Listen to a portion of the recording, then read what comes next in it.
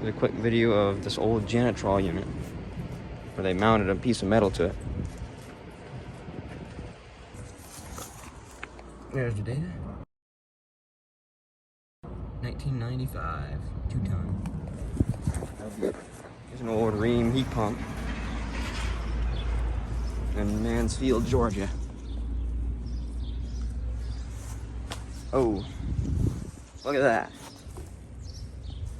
Their drain line is facing upwards. They're gonna have water going up in there, not out.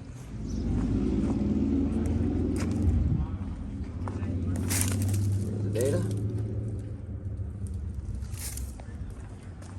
Nice little Carrier Comfort series. And a little Carrier 38 CKC like my old one. Small. Probably a 2-ton.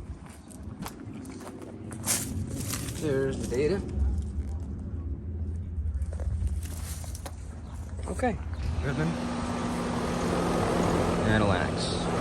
Not gonna spend any more time here though, so it's a heat pump.